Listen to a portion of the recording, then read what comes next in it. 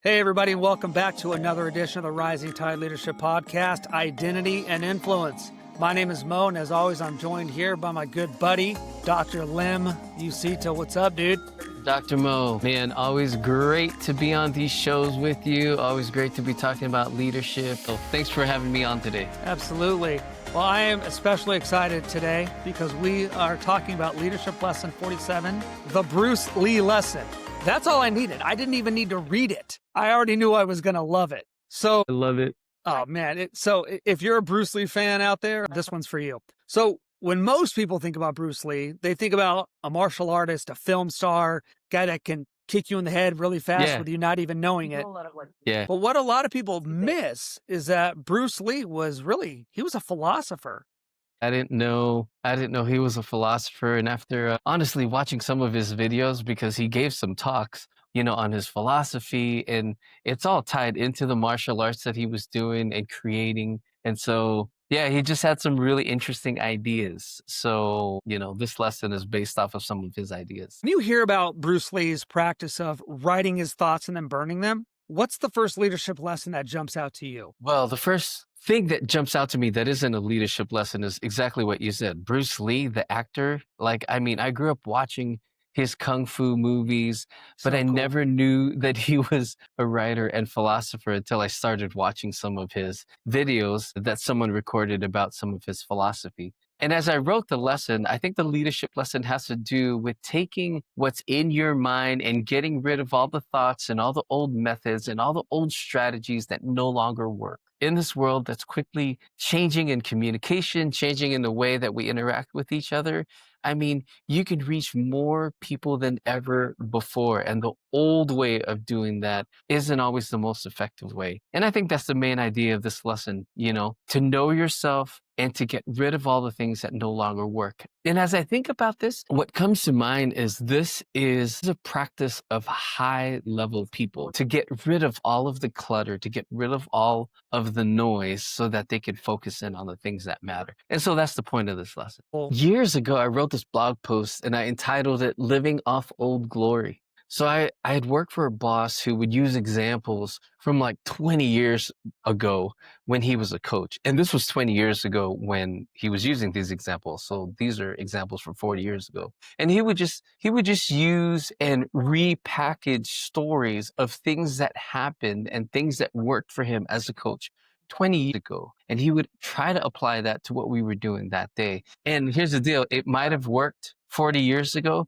but those methods and those strategies probably no longer work today because it's a different crew of people and it's a different way of thinking and it's a different way of working. But people love what's comfortable. People love what they're used to. So they built their leadership stuff on things that worked 40 years ago, and they may not necessarily want to get rid of it because it's comfortable to them. And it's what they know. They haven't done the work of updating and innovating in their minds and really understanding the way that things work today in order to be more effective. And so I think that's the point of this lesson, to really update and innovate and become more effective.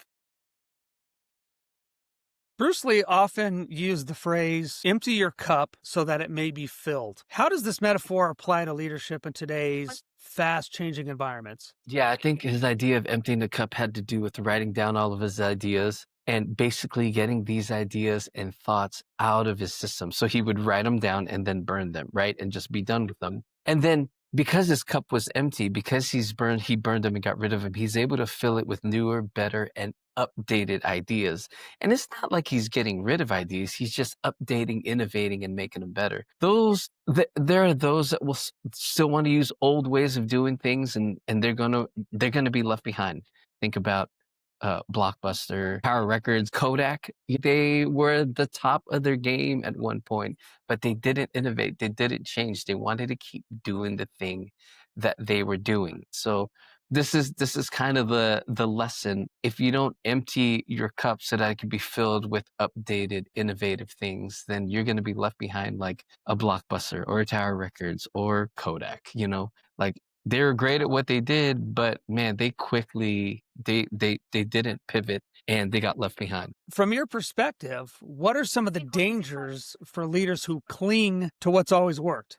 Yeah, the danger is you become irrelevant, just like you were saying. The danger is you're old. And that's why kids today are calling everyone who's old and hasn't kept up, they call them boomers. So even if you're not a boomer, that's what that's what they'll call you. I know some millennials that get called boomers because they're old and they haven't updated. So I think there's wisdom in understanding that you still have skill and you have ability, but knowing how to update and knowing how to use that wisdom and knowledge to innovate is really the key to this thing. So it's not that you're too old and it's not that your wisdom isn't good, but I think wisdom should challenge us to update and innovate and meet people where they're at so that we can be more effective leaders. What are some modern practices that leaders can use to declutter their minds, regain focus? I think it's different for everyone, but you and I, we for this particular podcast, we've recorded episodes about the old way of leadership where you just bark out orders instead of, updating to today's working environment and working with people today because, that doesn't necessarily work as well as it did in the past. We've talked about how old media worked in a particular way, but new media is much better and much more efficient. That's where people are at.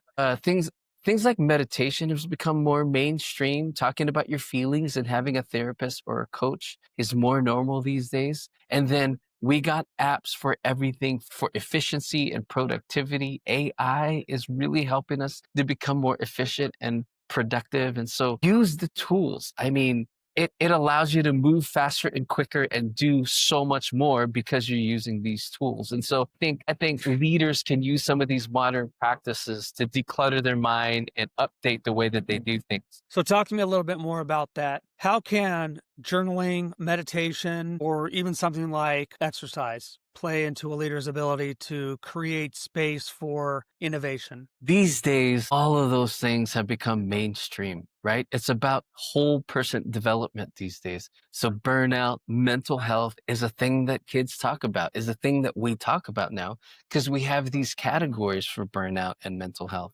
So paying attention to your inner world, having emotional intelligence and mental health awareness matters these days. If you take a look at some of these lessons that we talk about for this particular podcast, you'll see that it's about emotional intelligence. It's about your inner world. It's about the thoughts. It's about rearranging these old patterns and updating it to new patterns. There's this inner dynamic to your development and your identity that helps you to be a better influencer. So, Bruce Lee once said, quote, absorb what is useful, discard what is not, and add what is uniquely your own.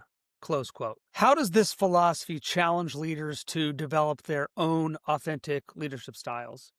As I was thinking about this question, I thought about how leadership books these days basically say, this is what I did. And so then leaders are just doing what they're told in these books. Now, these books are helpful and we need to read these leadership books, but you need to be able to personalize them and make them your own. And the way that you do that is to develop your own sense of self, to know who you are, to have a strong identity so that you can take these ideas and personalize it and develop your own authentic leadership style. And so that's why we call this podcast Identity and Influence. It isn't just taking the leadership principles and putting it on.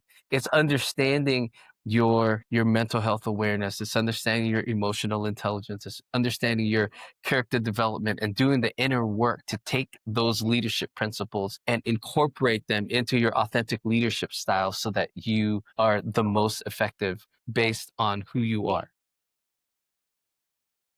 So, for the audience, what are one or two practical steps that leaders can take to evaluate their current habits, strategies, or even entire organization cultures and decide what needs to be kept and what needs to be discarded? Well, the first thing you need to do is you need to hire Dr. Mo to be your leadership coach. He'll walk you through the DISC assessment to help you understand your personality, to help you understand your identity, help you understand how you interact with people, how you react to things, how you order your inner and private world. So listen to this Identity and Influence podcast. Take a look at some of the lessons that we talk about: management versus leadership, the old way of doing things, the power bases, understanding the relational aspect of leadership development and leadership practice will help you in your leadership. And so these these current habits and strategies will really help you to kind of reorganize leadership culture in your organization. And if you take a look at it,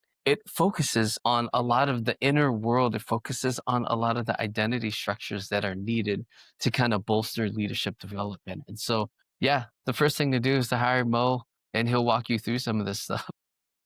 Man, that sounds like great advice. Man, that's why I have you on. So, man, I'm telling you, Doc, what a great reminder from Bruce Lee. I already loved the guy, and I love it even more now that I've learned a little bit more about him today. My takeaway is that leadership isn't about clinging to the past. It's about making space for the future. And I want to be an innovative leader. If today's episode added value to you, make sure to like, subscribe, and share it with somebody else that needs to hear it, especially a Bruce Lee fan like me and Dr. Lem here. And sign up for our newsletter, and we would love to give you all the good stuff for free. Dr. Lem, I can't wait for the next one. I'll see you next time. Yes, sir. All right. Take care. All right.